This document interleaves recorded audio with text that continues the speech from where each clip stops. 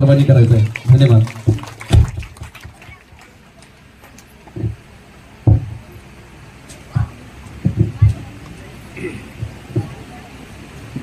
भूक लागली का रे? हा, पुढे कंटाळलीत ना? सगळ्यांनी दोन्ही हात वरती करून घोषणा द्यायच्या आहेत सगळ्यांनी. हा, मी सांगितल्यावर रे. सन्माननीय व्यासपीठाला सुद्धा विनंती आहे, बोला भारत माता की जय. जेवण केले का नाही? आहे ना जेवण? जेवण रेडी आहे बरं का. माझं जास्त मनोगत मी सांगणार नाहीये. मनोगत झालं का लगेच जेवायचं वाढेल. हा, मुलांना भारत माता की भारत माता की वंदे वंदे. छत्रपती शिवाजी महाराज की छत्रपती शिवाजी महाराज की. गणपती बाप्पा मंगल मूर्ती.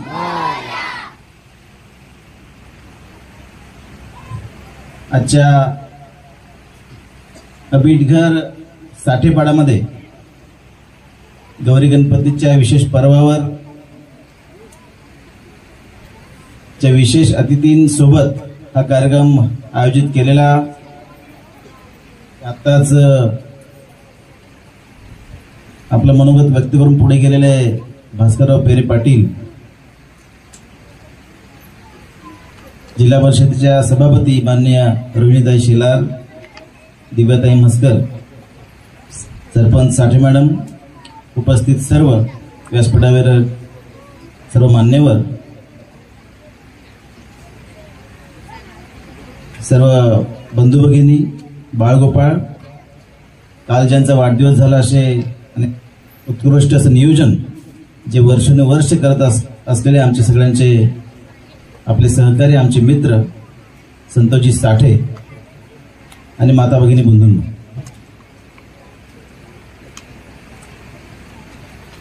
खरं तर ग्रामपंचायतच्या माध्यमातून भास्करराव पेरे पाटील यांनी कशा प्रकारे कार्य केलेलं आहे त्यांनी त्यांच्या मनोगतात सांगितलेलं आहेच. त्याच्यापेक्षा चांगलं का मी सांगू शकणार नाही. परंतु तरी सुद्धा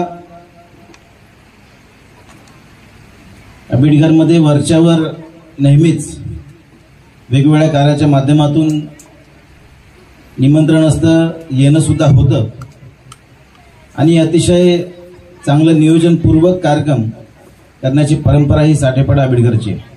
आणि त्याच्यामुळे मंडळाचं आणि त्यांच्या सर्व सहकाऱ्यांचे मी मनपूर्वक खूप खूप अभिनंदन करतो, त्यांना धन्यवाद सुद्धा देतो.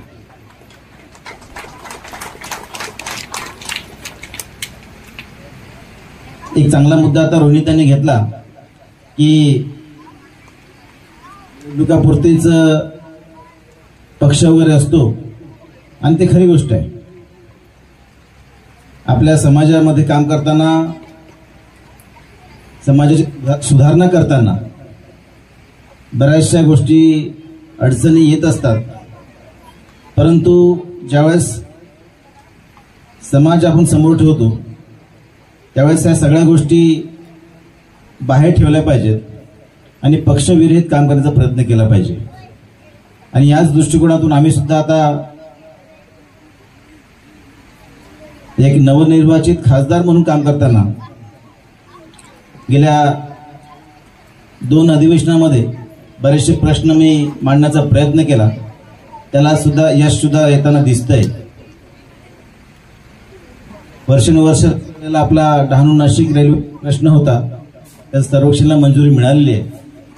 त्याचबरोबर आपल्या भागामध्ये आदिवासी बहुल भाग आहे आणि इतरही भाग आहे आणि प्रचंड असं पर्यटन क्षेत्र आहे आणि त्याच्यामुळे पर्यटनाच्या माध्यमातून आपल्या भागाचा विकास झाला पाहिजे ह्या दृष्टिकोनातून तिथे प्रश्न मांडण्याचा प्रयत्न केला. एक भरीव निधी नदीच्या काळात आपल्याला मिळू शकेल. आपण बघतो की मागच्या 10 दिवसापूर्वीच आपल्या देशाचे पंतप्रधान माननीय नरेंद्र मोदी हे पालघरला येऊन गेले आणि बहुप्रतीक्षित असलेलं, बहुचर्चेत असलेलं वाढवण बंदर साधारणतः 76,000 कोटी रुपयांचं जे प्रस्तावित आहे त्याचा पहिला टप्पा 2029 पर्यंत होणं अपेक्षित आहे आणि त्याच्यामधून साधारणतः 10 लाखाच्या वर प्रत्यक्ष रोजगार उपलब्ध होऊ शकतो।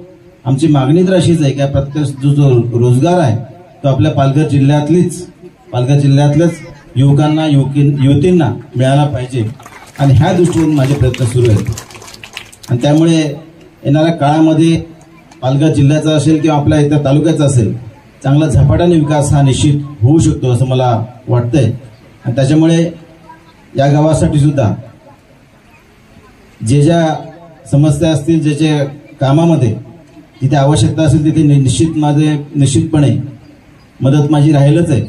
परंतु एक चांगला इंडस्ट्रियल भाग असल्यामुळे आपल्या भागामध्ये सुद्धा एक चांगली इंडस्ट्री राहिली पाहिजे, तगली पाहिजे, एक्सपांड झाली पाहिजे आणि आपल्या इंडस्ट्रीमध्ये आपलाच योग हा रोजगाराच्या निमित्ताने त्याला रोजगार मिळाला पाहिजे ह्या दृष्टिकोनातून आपण इथे काम केलं पाहिजे आणि म्हणून मला वाटतं सरपंच आणि संतोष आणि त्याचे सर्व सहकारी या निमित्ताने काम करत आहेतच, त्यांना मी शुभेच्छा देतो आणि एक चांगलं कार्यक्रमाचं आयोजन तुम्ही इथे केलेलं आहे। या निमित्ताने सगळ्या आजूबाजूच्या सगळ्या परिसरातल्या सर्व बांधवांना बलगिरींना एकत्र आणून एक चांगलं एकात्मतेचं दर्शन करण्याचं तुम्ही काम करताय, त्यामुळे तुम्हाला सुद्धा खूप खूप धन्यवाद देतो। येणाऱ्या काळामध्ये बीडघरच्या ज्या समस्या असतील त्या नक्कीच आपण सर्वांच्या माध्यमातून सहकार्याने सोडवू असं मी निश्चित तुम्हाला सांगतो। पुढील काळात सुद्धा ज्या कार्यक्रमाला आवश्यकता असेल तिथे मी येण्याचा प्रयत्न करीन आणि आपल्याला सर्वांना जे सहकार्य असेल ते देण्याचा प्रयत्न करीन। इथेच थांबतो। जय हिंद, जय महाराष्ट्र।